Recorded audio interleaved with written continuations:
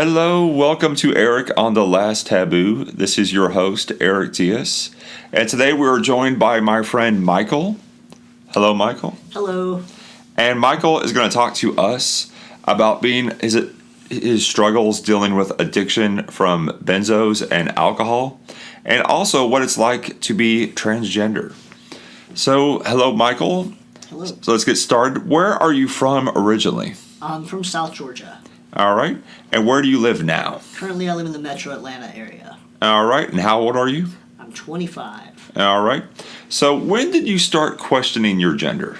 I started questioning my gender when I was around 8 or 9 years old. I knew that I wanted to be a boy, but, I didn't know what that meant at that time. All right. And what was your dating life like in high school?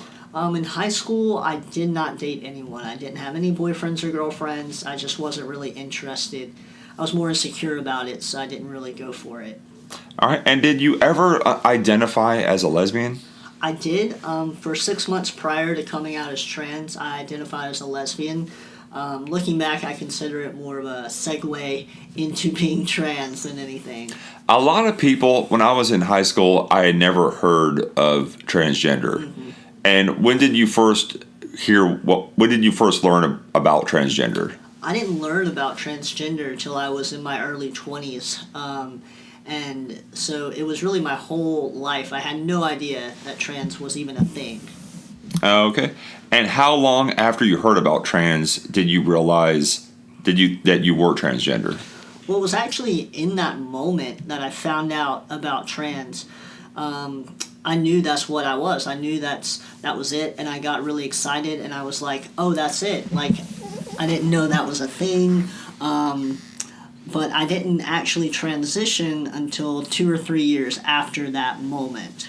What was going on in your head when you were thinking about how you were going to transition and tell your friends and family? Yeah, I mean, it was such a interesting thing because I was so excited about it, but at the same time I knew that my family wouldn't respond well. I wasn't sure how other people would feel, so it was this mixture of excitement and fear and dread all at the same time. And who was the first person you came out to?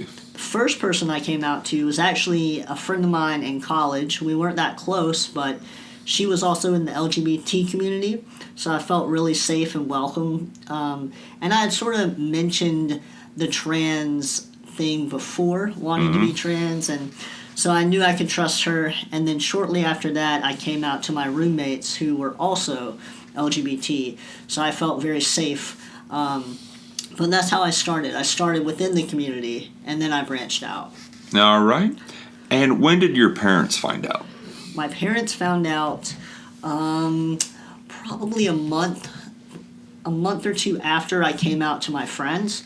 I wasn't planning on telling them, but it sort of just happened while I was at their house, and it didn't go great. It didn't go great. So they weren't happy about it? They were not. It wasn't the worst thing, but it definitely was not good. So they were not supportive at all. But you maintain a relationship with them? It's been up and down. Okay.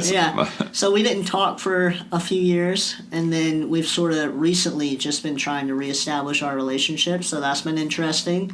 But yeah, it's been up and down like a lot of people. Okay. And are you planning to medically transition? Yeah, so I consider myself already have done that. I've been on hormones for 3 years now.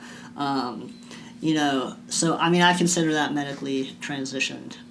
All right. And when did you start having trouble with drugs and alcohol?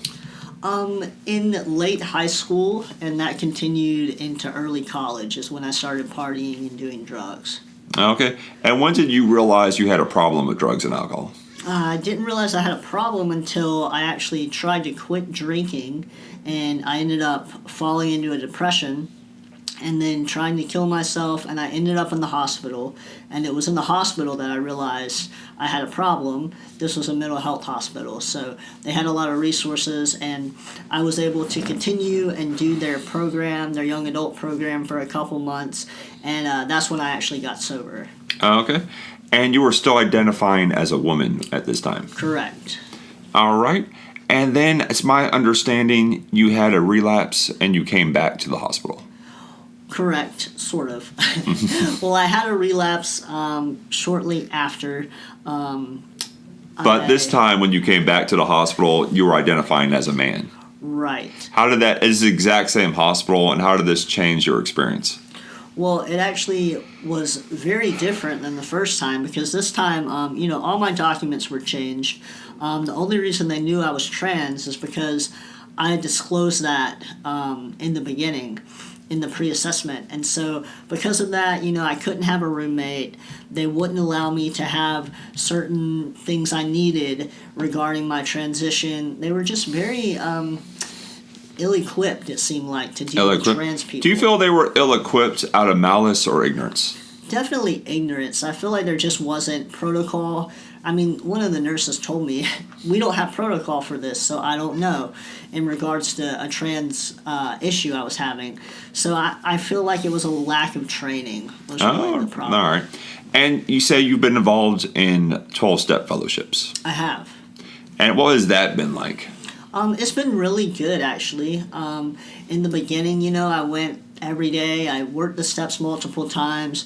But as I've progressed in my recovery, I began treating my mental illness. I began treating, different aspects of myself that weren't really covered in the 12-step rooms. So after branching out there, I don't really go as much. I go here and there, but really I'm not nearly as active as I was. What was it like when you told people that you were now that you were a man and not a woman in these meetings? I was so nervous. I was so nervous that I brought a couple people who could have my back if I needed it. So I didn't know how they would respond. I was going to meetings in a conservative area. I wasn't sure, but I just came out and, said my new name, and they accepted it. I only had a couple people that really responded negatively, and even then, I think it was more ignorance than it was negativity. Okay. And were there any LBGQT centered meetings in the area? At that time, there were not. Now there are 2 in my area, which is awesome. I've been, to them a lot of times. I love them. I love the people. They really helped me. I wish they would have been there earlier, but at the time when I first came into the 12-step program, there weren't any of those. People say that 12-step fellowships like AA or NA can be kind of this cultish. Or you say you don't attend meetings anymore? Are people okay with that? From my understanding, a lot of the people that I went to meetings with, because I didn't tell them I was leaving the program, so a lot of people I went to meetings with, they assumed I relapsed, and I just am off the wagon and just back using. Oh, okay. But, none of them have reached out to me and asked me about it. They just assume that because I don't go to 12-step anymore, I must be using, and that's not the case. All right. And Michael, how long have you been sober? About 3 years now. All right, 3 years. And are you in a relationship? Yes, it's not official, but I am seeing someone. All right, Michael. Well, thank you for coming on the show. Thank you, Eric. And thank you for listening to Eric on The Last Taboo. I look forward to speaking with you guys next week.